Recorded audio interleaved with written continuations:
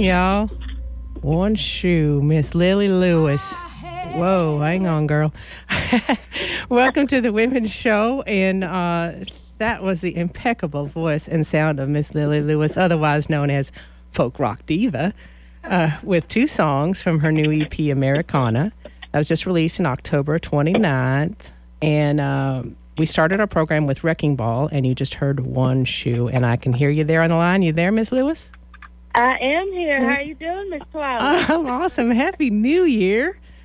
Same to you. It's glorious. It's glorious. Trying to cross over at the new times, And what a way to begin a new year for us here to have you. Thank you so much for joining us, and welcome to our Sweethearts and Badasses of Americana interview. I love it. I love it. Thank you so much for having me. Oh, man, it's I say it every week. It's an honor, but this is especially big one for me, just because when I first saw you at Americana Fest, I was just I got to have a conversation with that woman, and here we are.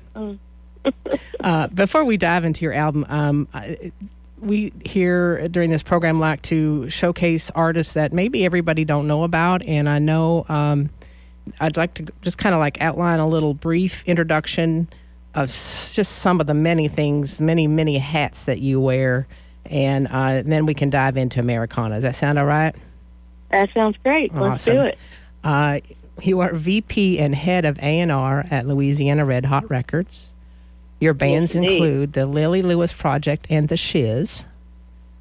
Yes.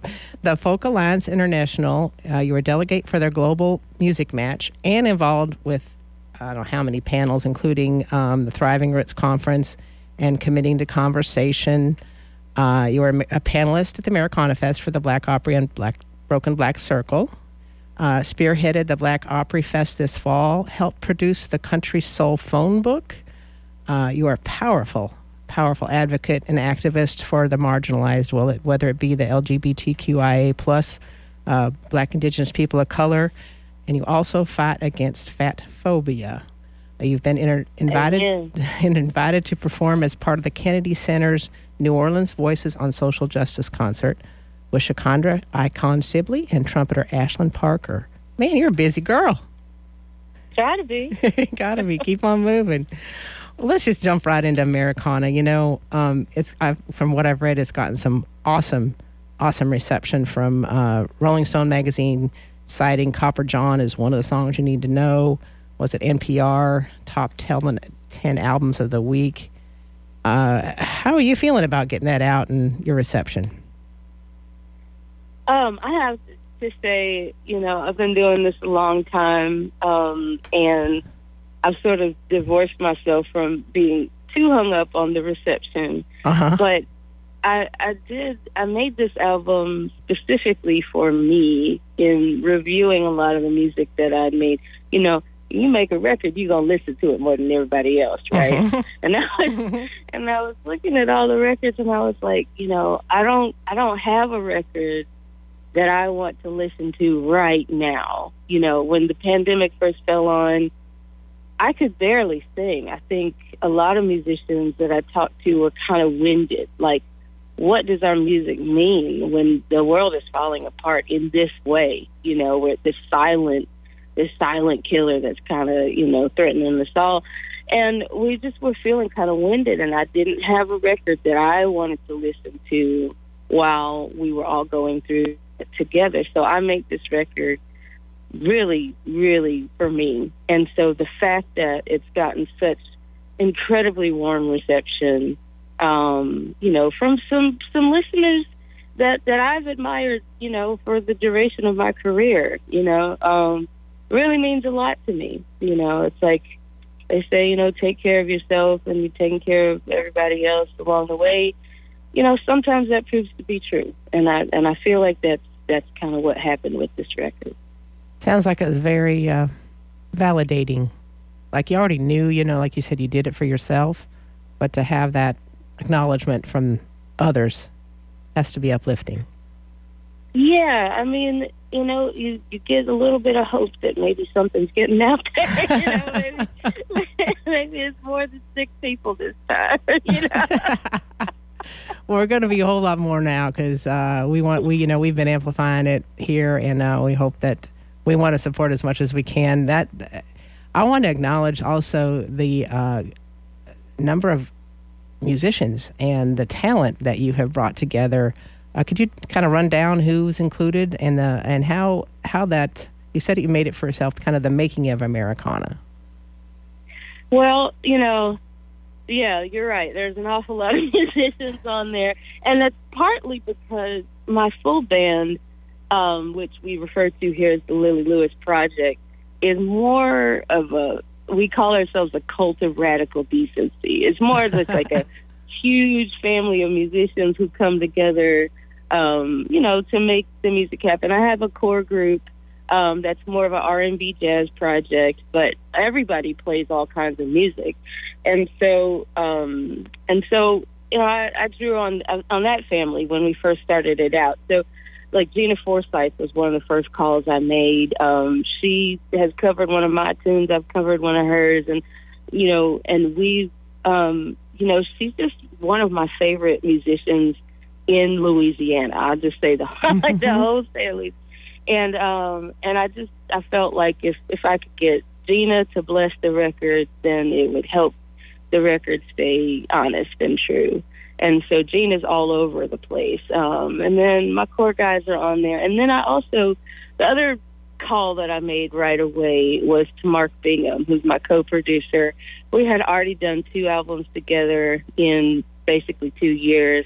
And I told him, look, I know you're probably tired of me by now, but I feel like I really want to do this. And if you're on board, let's go through. So Mark also brought a handful of his family crew. He lives out the western part of the state in Lafayette.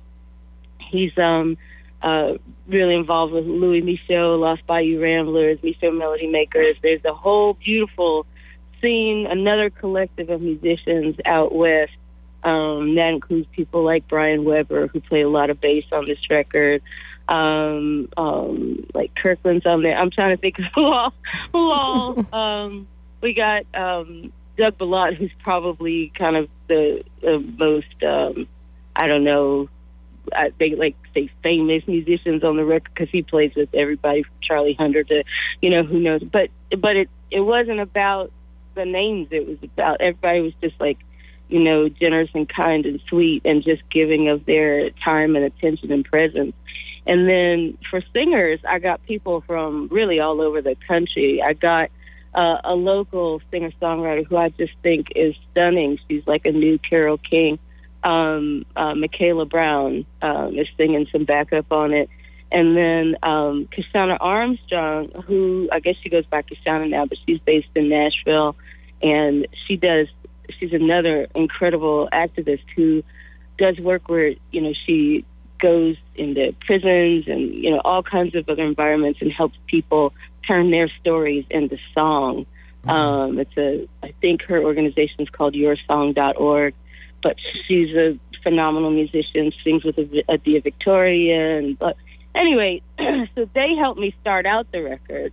And then there's another a cappella track on the album where there were singers from an organization. It's a loose affiliation that came together at the beginning of the pandemic. A bunch of people, just Black women performers in blues, Americana, roots, any of the, folk, mostly musicians, and that track, it's called A Healing Inside, included Lady A, who's a Seattle-based blues.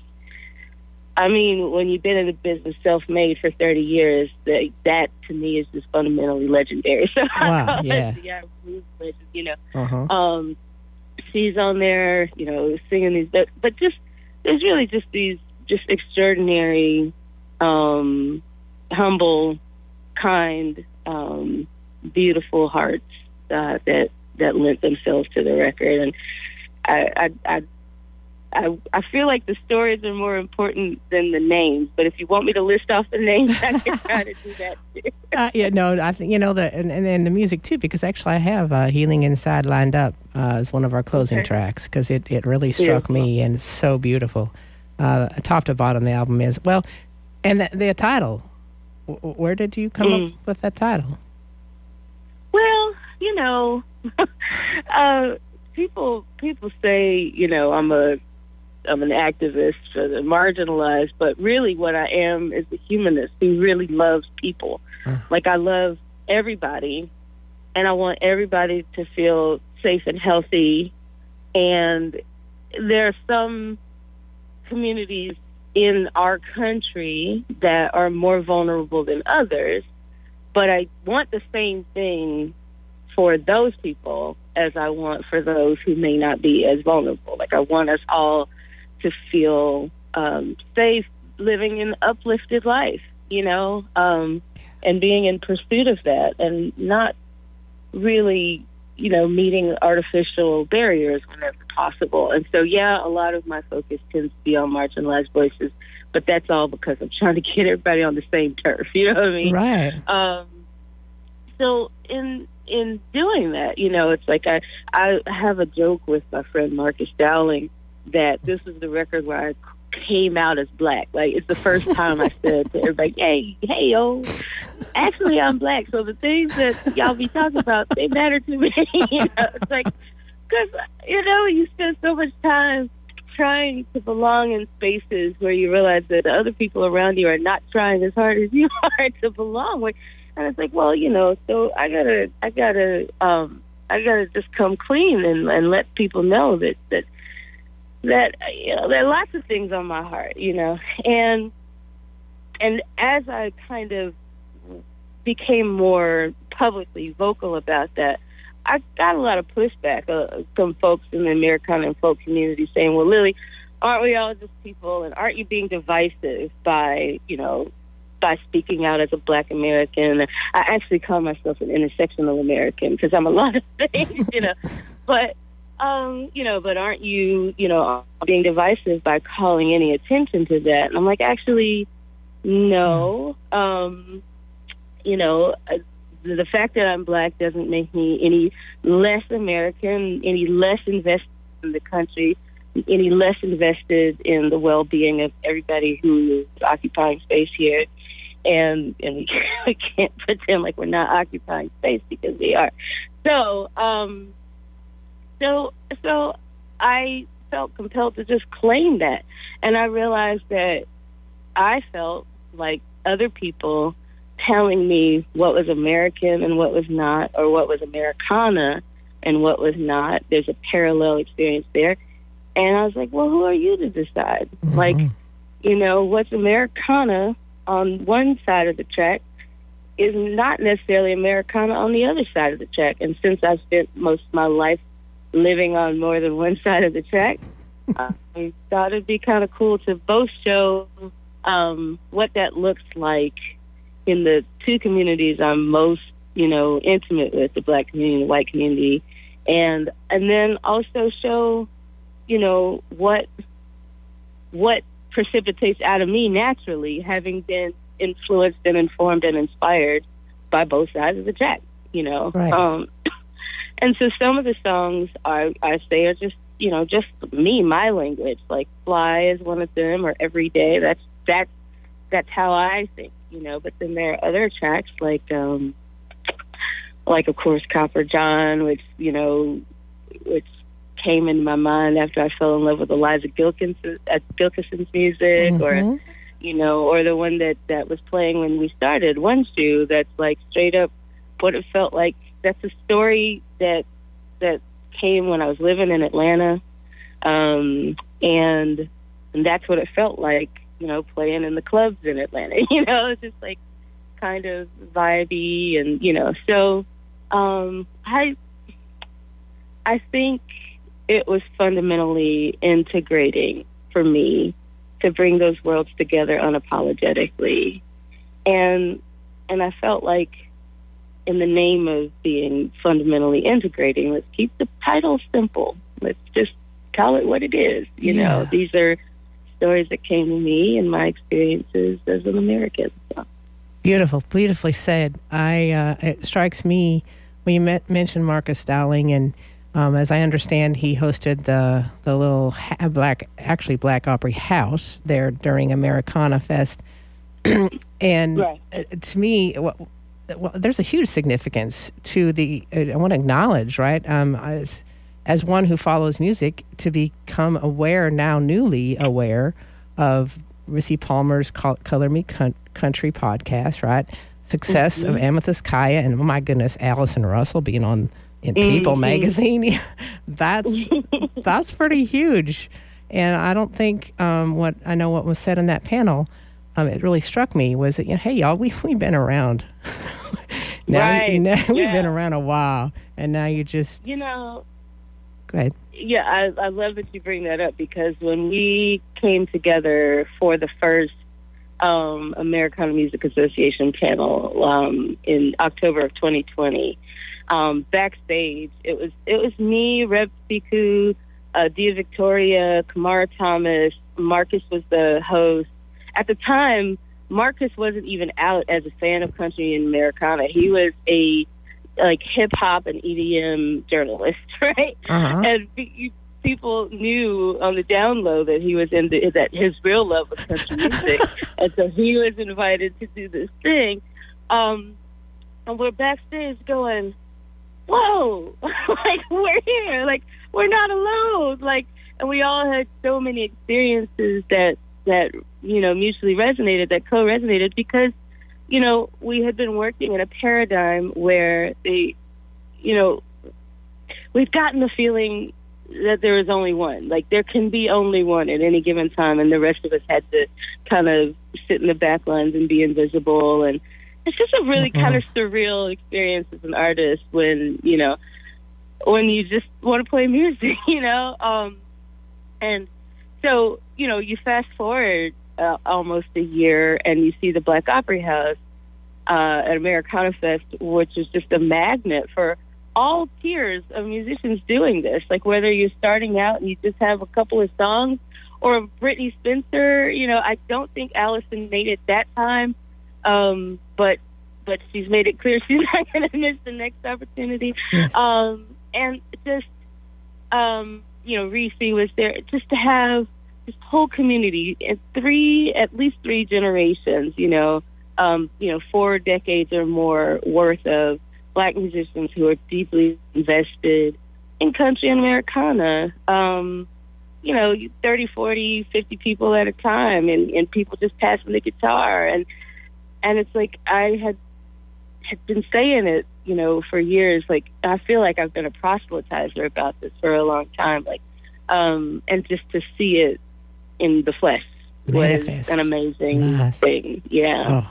Yeah. So after that first panel, Marcus and I planned on doing a festival called First Acre Fest, harkening back to the 40 acres and a mule. This is the first acre, and try to bring everybody together. And the continuing pandemic made that, virtually impossible. But luckily, Nashville caught on anyway. The year started with Maren Morris naming a bunch of Black women and saying, how come you guys aren't paying attention to these people too? And then everything just rolled out from there. So by the end of the year, you got the feeling that the tone had changed. Of course, Jason Isbell helped that along. Lots of things helped that along, but and again, Brandi Carlile putting Allison, so prominently in her world. All of these little things just changed the ecosystem, I think, and definitely changed the conversation. It's so encouraging to hear. There's some momentum. It feels like it's building, and it begs a question for me. Excuse me. Well, so it's building. All right, cool. Sky's the limit. How do you think, in general? So the industry's better. There's obviously some challenges, and how do you see, as an artist, working with those challenges of the getting left out and not acknowledged. And how's the industry doing? Well, it's hard to say that the industry is doing better because we had one trip around the sun that felt a little more fun for a handful of people. Good point.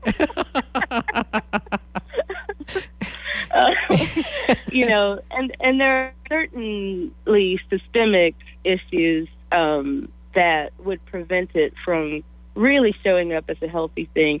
And that is that there are still so few of us represented as, at the gatekeeper level. So executives and non-performing creatives like the photographers and the journalists and there are still like a paltry few Black people in particular represented among that tier.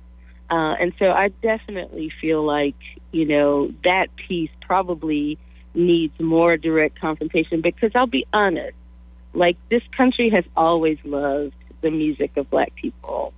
And, the entire music industry was built on the music of Black people. It's built on, gospel. Country was invented by Black, it's like that whole publishing industry was all built on our music. They do love the music that we make here, but they haven't, the industry has not really made a lot of space for, for Black executives, unless it's a genre that we sort of just kind of cut off, like something like hip hop.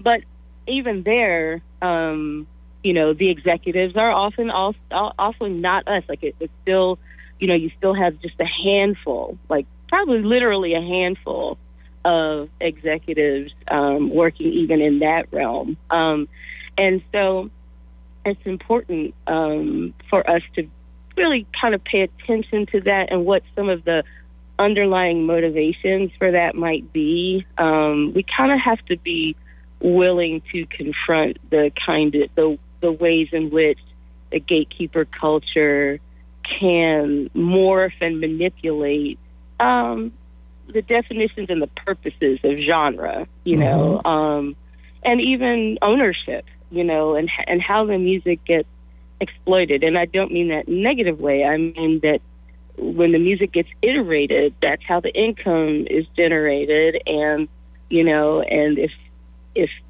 you don't get to capture that income, then you can't reinvest it. And all of this is systemic problems that we see across, spectra, like any small business. How does a small business grow into a larger business? Well, they have to capture as much of the income. They can't be spending it all on the rent, and so they have to own the building, and they can't be spending it all on, we could iterate through all the things that it takes in order for something to sort of blossom. And having worn this hat as, representing the business end of the industry for about 8 years now, I've come to see how significant and necessary that branch needs to be, because, again, speaking specifically of Black art, Black creativity will always thrive. I've got no problems about that. And for me as an artist, there are a number of reasons why my music would get overlooked. And it's not all about me being Black. A lot of it has to do with the fact that there's a lot of music in my music, and it's exhausting to listen to because I cover a lot of ground. And I can't apologize for that because it's just what comes up in my head. It's not, I'm not trying to challenge anybody. This is just what it sounds like in my head. But I'm not saying that the music that's, has to be, universally accepted. What I'm saying is that, if we're dealing with the situation where it's 76% of white folks and 13% of Black folks, then it's going to be easy for that heavy weight of 76% to feel compelled to define everything. And so and possibly even own everything. And so the question is, how do you open that hand? How do you come to understand that that your lens isn't the only lens, even if it is the dominant lens? And how do we, kind of coexist in a way that better reflects what it looks like in the school or in your neighborhood? Just we're actually, at that level, we all are living together. And in fact, here in the South, we're all actually family, whether or not we want to admit it. So how do we sort of heal those gaps and kind of acknowledge that, no, like, we all have our own lens, and each lens is equally valid. That's a potent prospect. Most definitely. I can hear what you're saying in the kind of from the top down, in a way, like the people, you and I and everybody listening dig the music. We listen. But if the aspect of the industry from the executive front, I mean, that first comes to mind, I think, like Quincy Jones, from back in the day, had, that kind of clout and power. But how often has that gotten repeated? And right, exactly. That's right. That's where it needs to happen. Exactly. Yeah, and it needs to happen across genres. Like I had some executives tell me that Black people aren't interested in this music, and that's why we're not represented at the executive level.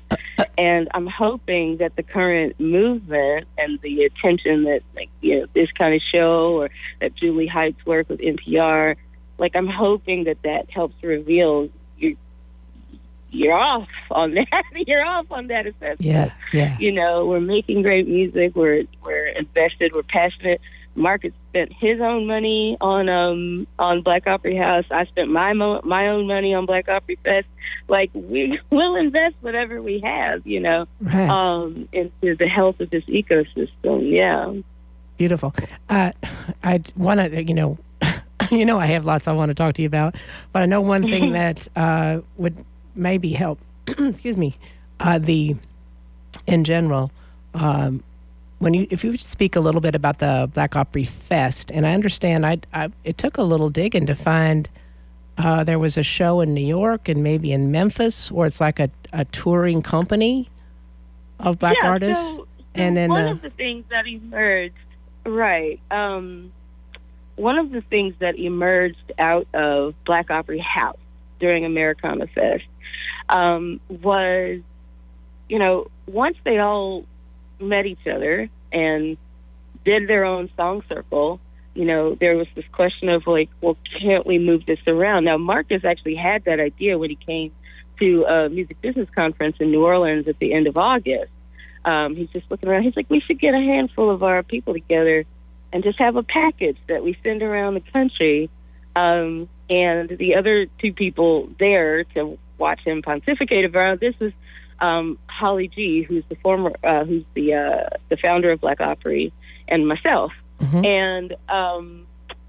And so, we're playing around with the idea, but when we got to Nashville, it just kind of came together spontaneously. And within a week, they had a review in New York. Now, this is what I had hoped would happen for Black Opry Fest in New Orleans, but COVID knocked that out. Yeah. So we had to go virtual with Black Opry Fest in New Orleans, but luckily, the core, Black Opry Fest was just sort of an arm that we were, using, an event that we were putting together as a proof of concept for what it would look like for more of us to be performing in spaces together. But even before that happened, right after Americana Fest, Holly started doing these reviews all over the country. They've got the New York one. They did Memphis and Nashville just recently. They're about to do Dollywood, and that's really its own thing. That's, I put together Black Opry Fest as an attempt to support Holly's efforts, but Holly's more than outgrown it. She's got a number of things going on. She's got a booking agent, Prater Day, for the Black Opry Review, and a couple of their artists.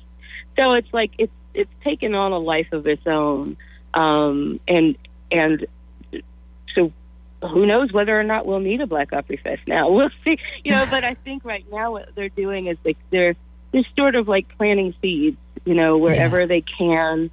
And I know that Reese Palmer has is taking some artists overseas, I think early in the year. So we're trying to do numbers so that we can sort of obliterate this there can be only one dynamic that a lot of us have been working under for a long time. Awesome. That sounds like that's what it's going to take, is a very large collective, synergistic, everybody coming together and brainstorming and planting seeds and watching them grow and feeding them and watering them and doing everything we can. You're obviously a woman of action. I'm curious, what can our listeners do to support these issues and artists?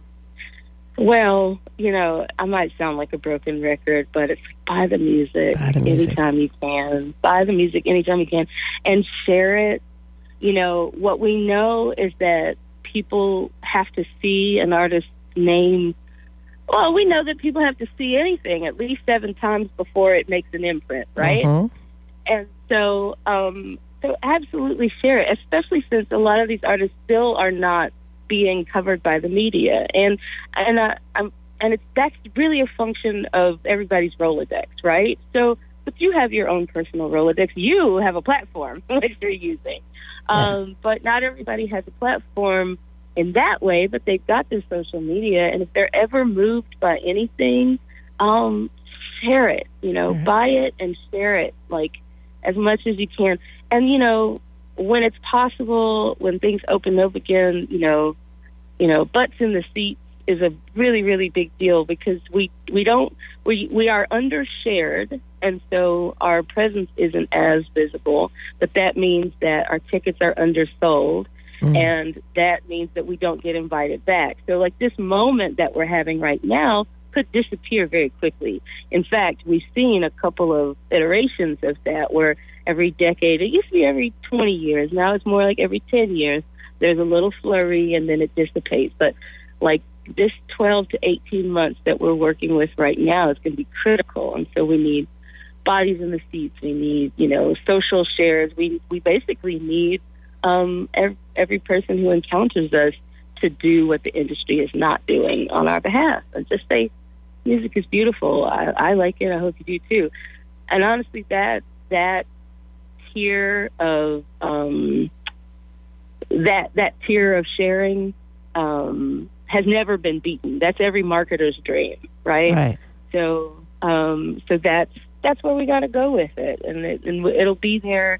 It'll be there until we can build an industry structure that actually supports what we're doing. We're definitely at the grassroots level at this point, but we are toiling hard on the back end to try to make it more robust and healthy and stable for everybody.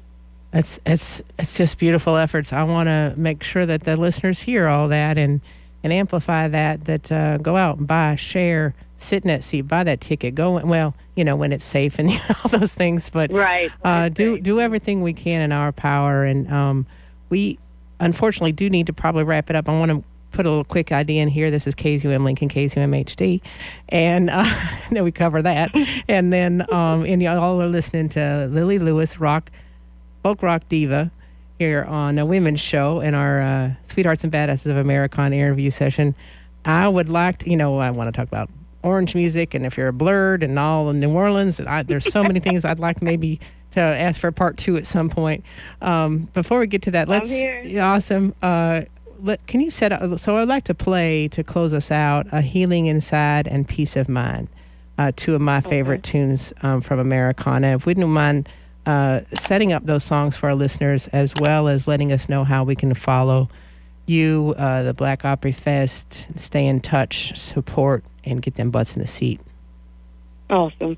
Well, so I'll start with Peace of Mind. Peace of Mind is my so far one and only murder ballad. It's a lesbo murder ballad that came by way of a dream where somebody came to me and it's like, well, Lilli, we've always been here, and it's not always looked so pretty. And she told me a story of a lady who didn't love her back and loved her but wouldn't be with her and blah, blah, blah. And she killed her. And, the classic murder ballad told in four chords. But A Healing Inside has a little bit of a different story. I wrote that song maybe 3 or 4 years into like some formal trauma recovery work that I was personally engaged in, and finally dawned on me that whatever was needed for me to survive must already be in me because I had made it this far. Mm-hmm. And so that meant that I had that healing inside of me. And there were things that I longed for and hoped for to come forth externally. But the healing work was already there. And I found that song, I hadn't found anybody who'd sing it with me for a long time, several years. And when the Black Lives Matter protest came forth, I found that song kind of came back to my mind because I wanted to say to all of us, we have what it takes to heal our nation. It's right here. Like, we're made of everything it takes. We've already proven it over and over again in the ways in which we've already evolved, right? Yeah. We have that, everything we need to heal our country inside of us. And it does mean that we need things like justice and, safety to become our priorities. Like, we have to make that manifest. And so I invited these women to sing it with me, and they sang the hell out of it. Yeah, so I'm so honored that you're playing it today. Awesome. That's a perfect setup. Oh, and then so your socials and et cetera for folks. I'm mostly folk rock diva wherever you go, but on Facebook I'm Lilli Lewis Music. My mother spells my name funny. It's Lilli Lewis, so Lilli Lewis Music on Facebook. But I'm folk rock diva everywhere else you might look. So awesome. Thanks again. Oh man, I can't even tell you. And what beautiful words, and very inspirational. You have a great 2022, and we'll maybe check out a part 2 of this someday. I would you down? love to, anytime. Awesome. All Absolutely. Right. Be well, hon. Yeah. All right. Okay, you too. Thank you. Bye-bye. Here's a healing inside.